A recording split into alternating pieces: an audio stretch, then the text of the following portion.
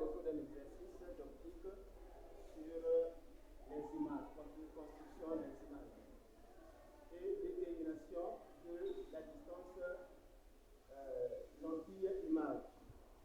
Donc ici, nous avons une lentille convergente et j'emplace un objet à 3 cm en avant d'une lentille convergente de distance focale 4 cm. Calcule la distance OA' en utilisant la relation de conjugaison. Donc ici, nous avons une consigne. Il faut utiliser la relation de conjugaison. Quelles sont les données de l'exercice que nous avons ici? Données.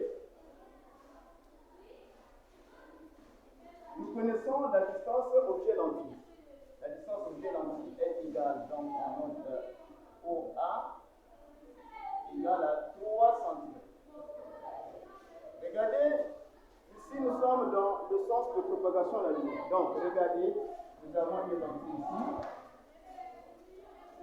Là nous avons le foyer, là nous avons le foyer d'image.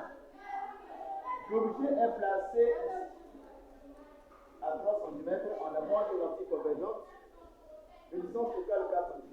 Et voici le sens de propagation de la lumière. Ici nous avons le point O qui est là. Donc l'objet se trouve ici.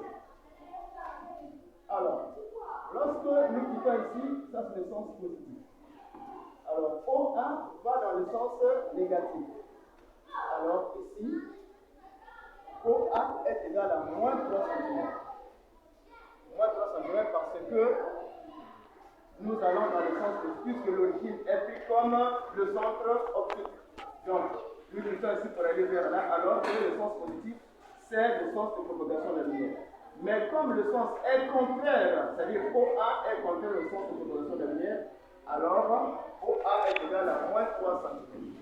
Et 4 cm représente F égale à 4 cm, qui est égal à l'extension. Or, la relation de conjugaison est la suivante: 1 sur OA' en mesure algébrique, moins 1 sur OA toujours en mesure algébrique, est égal à 1 sur S. Alors nous sommes à la première question. Nous voulons déterminer la distance objet de image lentille. Alors dans ces conditions, nous allons isoler ceci au premier membre.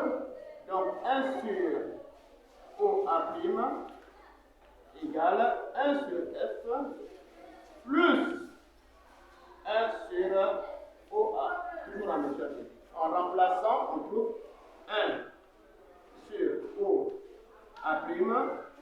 est égal à 1 sur 4 moins, puisque ici là nous avons le moins qui est là, donc on doit faire 1 sur moins 3. Alors on obtient 1 sur OA' égale à 1 sur 4 moins 1 sur 3. C'est cet égal à quoi? Alors on fait le croisé, on fait ceci.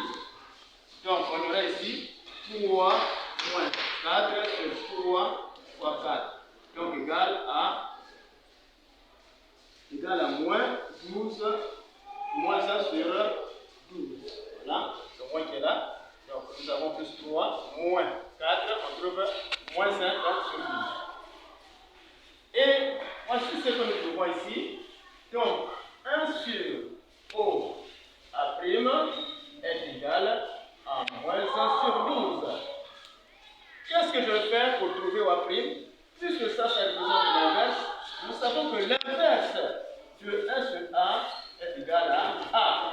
Et c'est ce que je vais appliquer ici. Donc l'inverse de 1 sur OA' est égal à OA', qui est égal. Et si je prends l'inverse de ce premier membre-là, donc je prends également l'inverse ici. Donc je trouve moins 12 cm. Là, je trouve OA' égale à moins 12 cm. Et je passe à la question B. Et je vais calculer le grandissement.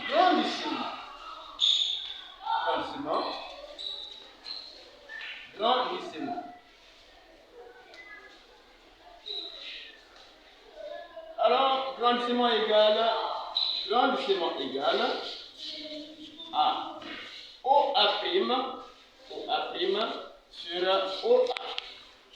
C'est égal à OA', nous avons calculé.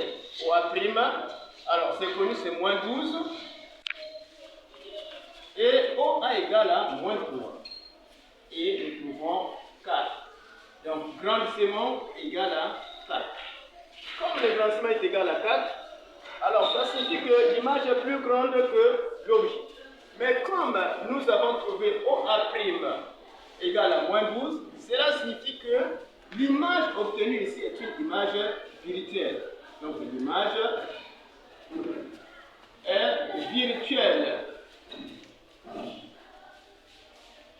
L'image obtenue est virtuelle. Et là, est supérieur à 0.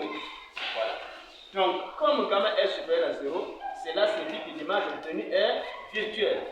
Et là aussi, OA' est situé aussi dans le même sens que l'objet.